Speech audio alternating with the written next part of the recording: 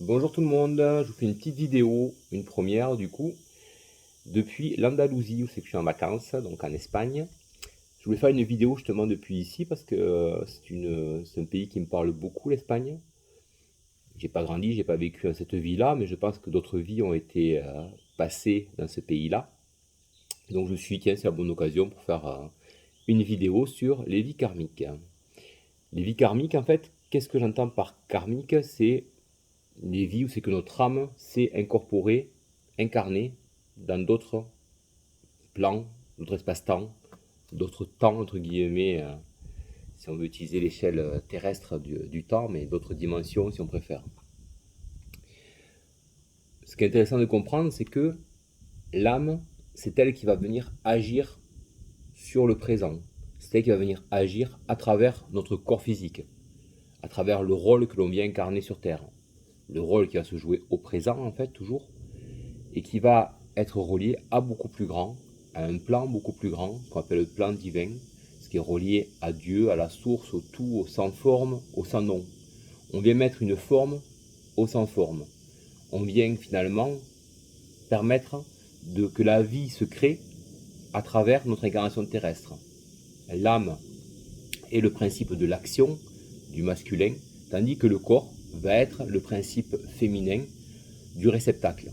Donc on va être l'instrument de notre âme, l'instrument de Dieu, pour venir justement mettre une forme à tout ça.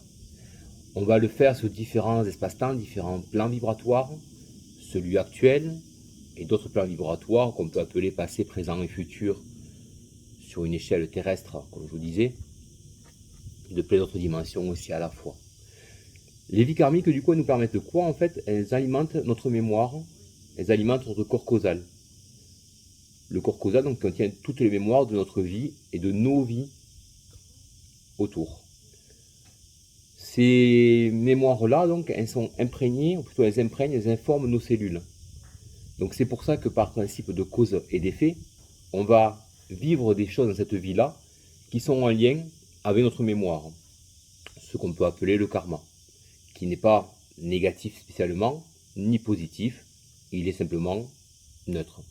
Il est ce qu'il est, et il nous permet de comprendre justement ce que l'on traverse, pourquoi on le traverse, et en nettoyant nos mémoires, on libère notre karma justement pour se rapprocher au plus de notre âme, de ce que j'appelle la vérité intérieure. Il n'y a pas de choses spéciales et tout ça, simplement être présent en soi. Parce qu'effectivement, on arrive dans des lieux, comme je vous disais, ici ou ailleurs, où c'est qu'on va recevoir des choses. Que notre mental le ressente ou pas, à la limite, ça n'a pas avoir d'importance. Ce qui est important, c'est d'être justement à ce lieu-là, à ce moment-là, présent en soi. Et là, notre âme va venir faire le reste. Ce qui va être intéressant pour le mental, c'est justement de prendre conscience de l'inconscient, de prendre conscience de notre ressenti. On va passer à côté d'un édifice, n'importe, d'un lieu, on va sentir bien ou mal. Et on va se dire, tiens, je me sens pas à mon aise là, qu'est-ce qui se passe? Peut-être que ça peut raviver une mémoire à moi. Je peux avoir un souvenir qui revient, même si je ne m'en souviens pas forcément, parce que c'est une autre vie.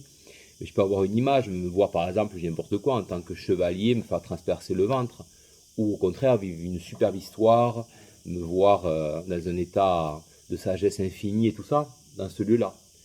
Et donc à travers ces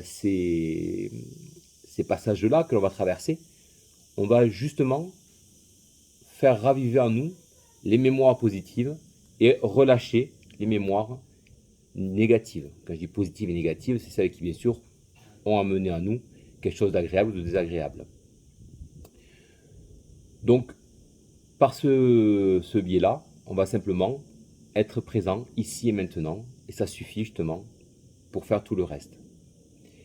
Prendre conscience, grâce au mental, ça permet d'aller explorer, de partir un peu à l'aventure, de devenir un peu des aventuriers de nos vies.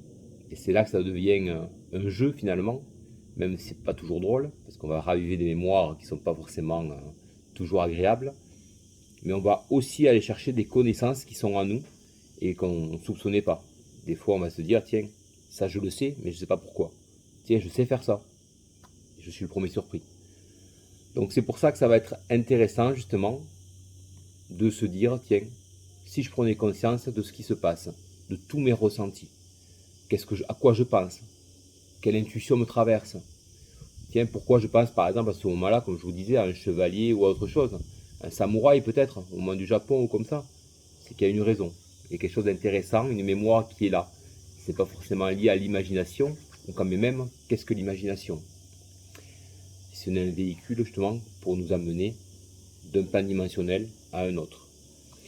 Donc c'est pour ça, je voulais faire une petite vidéo à ce sujet-là, pour vraiment se dire, ok, qu'est-ce que le karmique et pourquoi aller visiter cela? Il y a plein de façons de le visiter, bien sûr, on peut aussi aller en voyage, comme j'ai un voyage chamanique, en connexion, en lecture akashique ou autre, pour aller voir nos vies en fait. Mais c'est comprendre que c'est pas pour faire un voyage touristique, c'est pas pour se dire, tiens, j'ai fait ça, c'est génial, tout ça, j'ai été lui, ah super, ou au contraire, ah mince, ça c'est moins cool. Non, c'est justement simplement pour aller libérer des mémoires, pour pouvoir avancer et pour aller récupérer des connaissances que l'on a d'enfouies à l'intérieur de nous. En ravivant ces connaissances, on devient finalement ce je suis, qui on est vraiment, notre âme, notre divinité intérieure. Et on devient l'être illimité qui est pour l'instant enfermé derrière des barreaux de cellules qui ne sont que finalement des cellules mentales, qui sont liées justement au conditionnement, aux blessures et aux souffrances qu'on a dans cette vie ou qu'on a vécu dans d'autres vies ou transgénérationnelles même. Mais ce qui va compter, c'est pourquoi c'est ravivé ici, aujourd'hui et maintenant. On va parler aussi des croyances, par exemple, le conditionnement qui est lié aux croyances. On va se dire ça c'est possible, ça c'est pas possible. Sur mon bras, j'ai tatoué, le tatouage comme vous le voyez. Hein. Il y a des écrits, ils ne savaient pas que c'était impossible, alors ils l'ont fait. Je crois que c'est Mark Twain qui disait ça.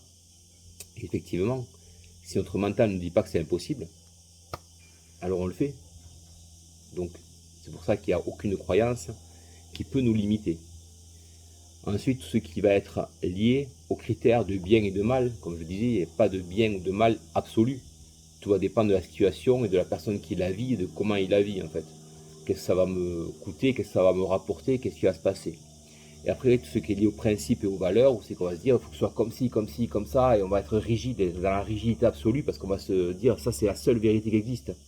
En fait, si on ouvre le champ des possibles, qu'on sort de cette fameuse caverne, que l'on se libère, on se rend compte qu'en fait, il n'y a pas une seule vérité possible, mais il y en a tout un panaché, toute une multitude qui permettent justement d'ouvrir les horizons vers une infinité de possibilités. Voilà. Merci à tout le monde et puis à bientôt.